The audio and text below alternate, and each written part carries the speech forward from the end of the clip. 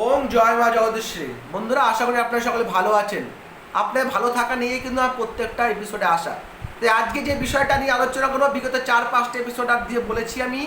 আজকে হচ্ছে যে রাশি দুটো নিয়ে যে রাশি দুটো নিয়ে আপনাদের সঙ্গে আলোচনা করবো, সেটা হচ্ছে কন্যা আর মিথুন। কন্যা মিথুন রাশি জাতক জাতিকারা কিভাবে অশুভ রাহু গ্রহের দশা থেকে, অন্তর্দশা থেকে, গোচরের দশা থেকে কিভাবে মুক্ত পাবেন, কিভাবে মুক্ত হবেন।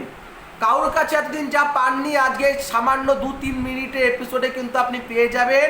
অযথা ভুড়ি ভুড়ি স্টোন কিন্তু আমি কাউকে বলি না, অযথা ভুড়ি ভুড়ি কবচ কিন্তু আমি কাউকে বলি না। যা হবে সামান্য পয়সার দ্বারাই কিন্তু আপনারা করতে পারবেন।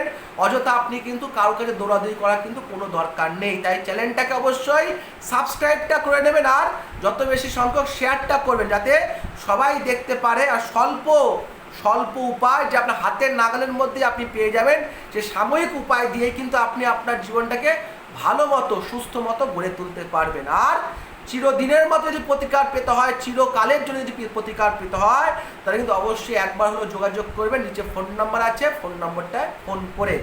তাই বন্ধুরা, যাদের মিথুন রাশি, যাদের হচ্ছে কন্যা, যাদের হচ্ছে রাশিগত হচ্ছে কন্যা আর মিথুন রাশি, তারা কি করবেন? কন্যা মিথুন রাশি জাতকরা খাতা পেন বার করে নিন, ভালো করে খাতায় লিখে নিন। কন্যা মিথুন রাশি জাতক জাতিকারা অশুভ রাহু গ্রহের দশা থেকে, অন্তর্দশা থেকে, গোচর দশা থেকে কীভাবে মুক্তি পাবেন। তারা কি করবেন? বুধবার দিন, মনে রাখবেন এটা শুধু বুধবারের ক্রিয়া। বুধবার দিন কি করতে হবে? সবুজ কালের সুতো নেবেন।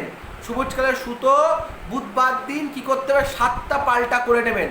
7টা পাল্টা করে নিয়ে সবুজ কালের সুতোটাকে 3টে মাঝখানে গিট দেবেন। 3টে গিটের মাঝখানে যে গিটটা হবে, সেই গিটের মধ্যে 28টা দুব্ব, ভালো করে লিখে নিন, 28টা দুব্ব। আর তার সাথে যদি পারেন একটা লবঙ্গ বেঁধে নেবেন।